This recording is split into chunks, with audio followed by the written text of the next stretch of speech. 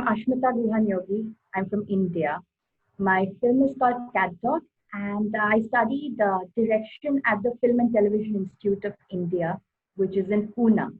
The film is about like what we've tried to do is tried to explore a relationship between two adolescent siblings, uh, the complexities that enter one's life during the period of adolescence, a lot of feelings that of fear, of confusion, like trying to understand the adult world, negotiating with the adult world, and also being fascinated by it.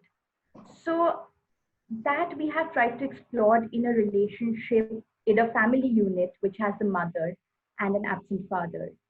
Um, so that is essentially what the film is about.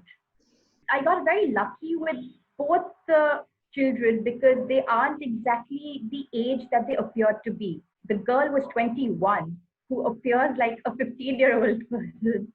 And ditto for the boy, he's about 13, but both of them appear significantly younger. So that works out because I think it was very important for the girl primarily to understand the character.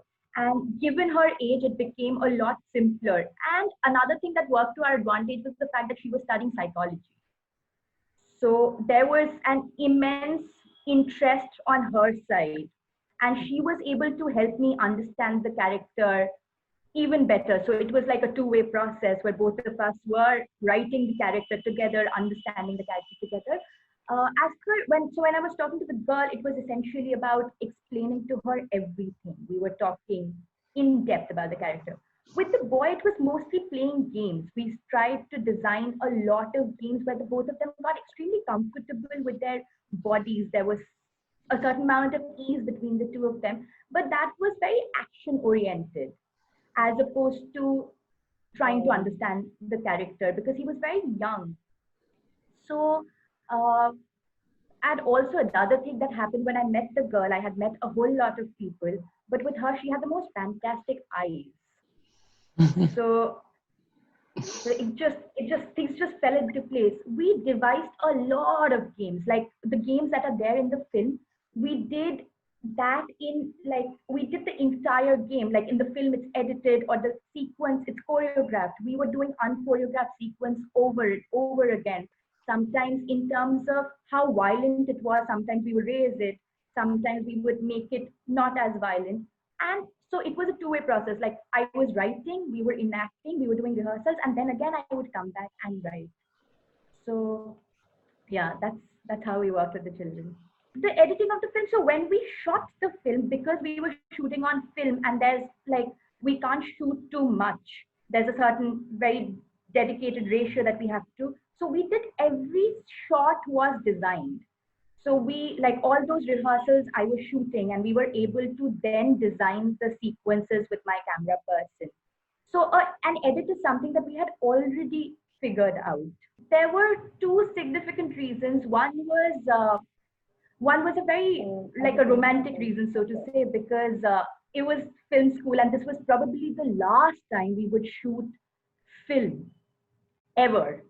Uh, Secondly, I do think that a lot of we did want a certain quality where uh, like slightly grainy, a kind of dreamy quality, which also which reminded us of our childhood homes, the light, the texture. So we also thought that film probably would be able to render that quality of image much better than digital. So it was both these two, like both these reasons. Uh, FTI honestly is very close to of how a film school should be. Like in terms of course, like there are a lot of uh, infrastructural problems in terms of student ratio and then having the number of like let's say camera units. So all of that is kind of now they're trying to build on that because there has been this big like turnover from film to digital. So having to just like fill up the infrastructure or get the infrastructure in place is taking a little time. But other than that, the nature of education that we got, we were classes of 11 in each specialization. And we were studying everything from literature to psychology. And the very fact that we lived there for how many ever number of years, it's very intense. It is very intense because it's like growing together with a whole bunch of people who are like minded. So, also, it's located in a very beautiful place. Generally, in India, like cities are extremely like cluttered and congested. So this area, it's like it's green. You wake up to the sound of birds.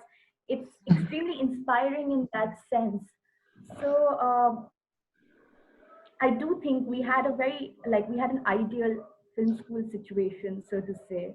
This is something that I thought about a lot, and I do realize that probably the idea of just being left by yourself in an unknown like situation or a place, I do think that a lot like it's one thing to study films, but if one reads, just if keeps their eyes open, reads a newspaper in a day, is just aware.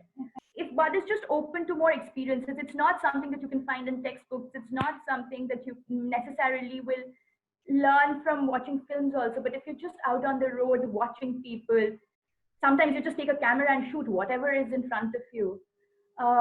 Read, just go travel. However, I do think everything that you study, everything that you do, like from gardening to cooking, really kind of enriches your film practice. And also secondly, also because right now in this is the first time that we have a kind of government which we've not had, which we can call a very authoritative government. India has not had a, a borderline dictatorial authoritative government since its independence, as it is right now.